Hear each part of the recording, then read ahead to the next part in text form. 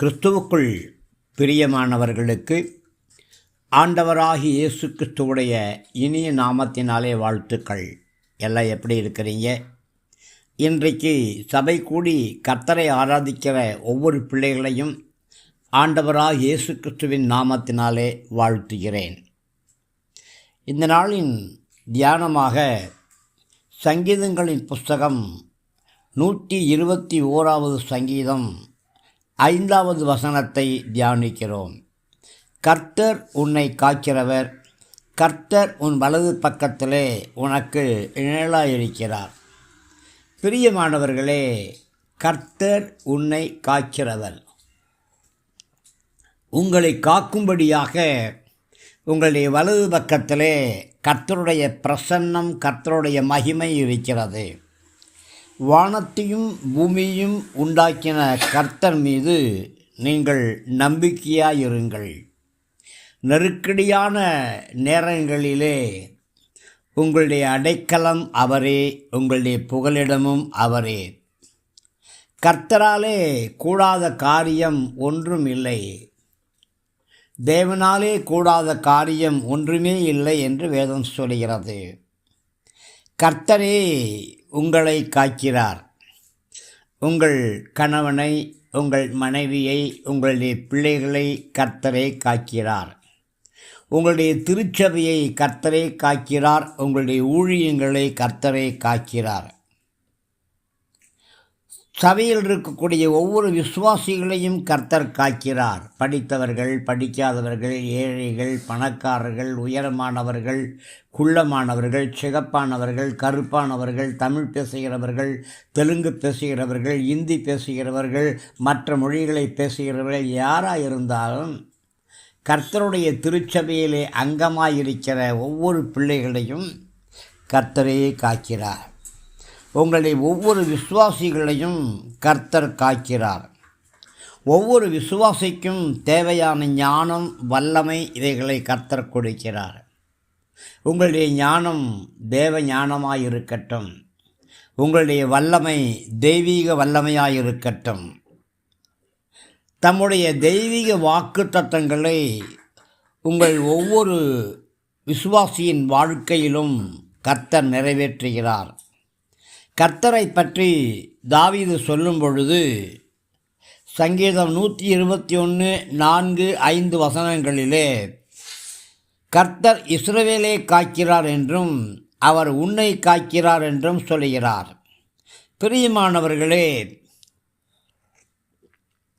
கர்த்தரே தம்முடைய மந்தைக்கு மேய்ப்பராயிருக்கிறார். மந்தை முழுவதும் மேய்ப்பனுக்குரியது. மந்தையில் உள்ள ஒரு ஆட்டை மாத்திரம் அவர் மேய்ப்பார் என்றால் அவர் நல்ல ஒரு மேய்ப்பன் அல்ல.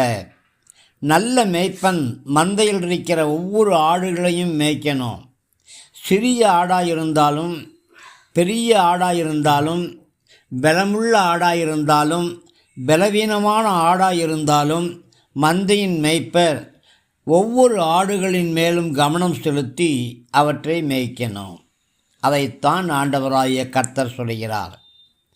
தேவனாகிய கர்த்தர் தம்முடைய பிள்ளைகளை குறித்து விழித்திருந்து பாதுகாக்கிறார்.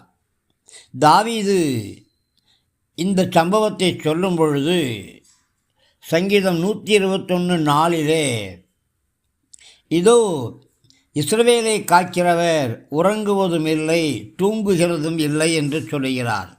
ஆம், உறங்காமலும் தூங்காமலும் கண் விழித்து பாதுகாக்கிறவர் கர்த்தரே. அவரே உங்களை பாதுகாக்கிறார். எல்லா தீமையிலிருந்தும் பாதுகாக்கிறார். எல்லா அக்கிரமத்திலிருந்தும் பாதுகாக்கிறார். எல்லா அந்தகார வல்லமைகளிலிருந்தும் பாதுகாக்கிறார்.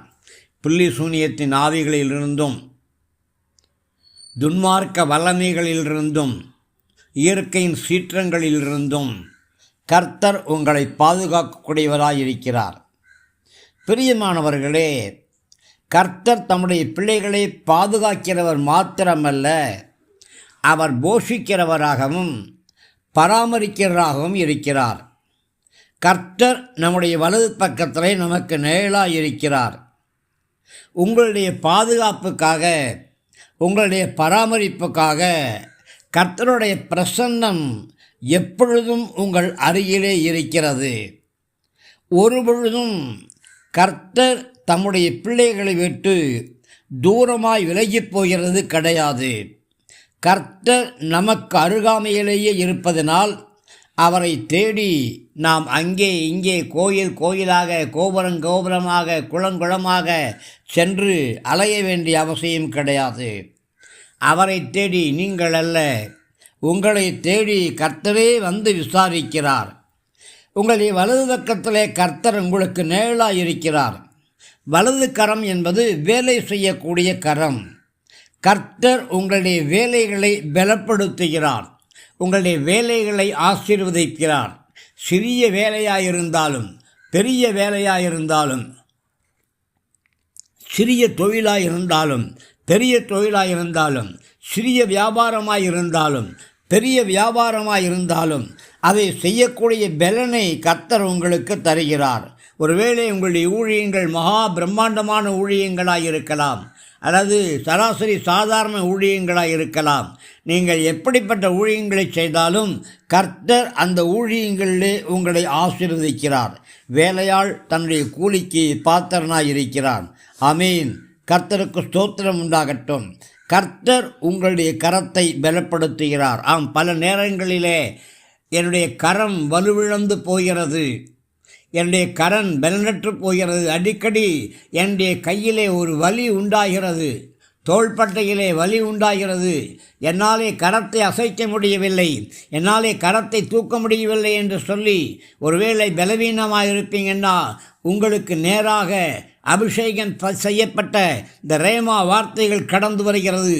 உங்களுடைய கரம் பலப்படுத்தப்படுகிறது, உங்களுடைய தோள்பட்டைகள் பலப்படுத்தப்படுகிறது, எலும்புகள் நரம்புகள் சதை இரத்தம் எல்லாமே உங்களுடைய கரத்திலே கர்த்தர் பலப்படுத்துகிறார். பிரியமானவர்களே, கர்த்தர் உங்களுக்கு உதவி செய்ய விரும்புகிறார். உங்களுக்கு வெற்றியை கொடுக்கும்படியாக தம்முடைய வலது கரத்தை உங்களுடைய கரத்தோடு கூட கர்த்தர் வைத்திருக்கிறார். சங்கீதம் 16:8 கர்த்தரை எப்பொழுதும் எனக்கு முன்பாக வைத்திருக்கிறேன், அவர் என் வலது பாரசத்தில் இருக்கிறபடியினாலே நான் அசைக்கப்படுவதில்லை என்று ஆண்டவராகிய கர்த்தர் சொல்கிறார். பிரியமானவர்களே, கர்த்தர் உங்களை காக்கிறவர். கர்த்தர் உங்களை வலது பக்கத்திலே உங்களுக்கு நிழலாய் இருக்கிறபடியினாலே நீங்கள் கர்த்தருக்கு ஸ்தோத்திரம் செய்யுங்கள்.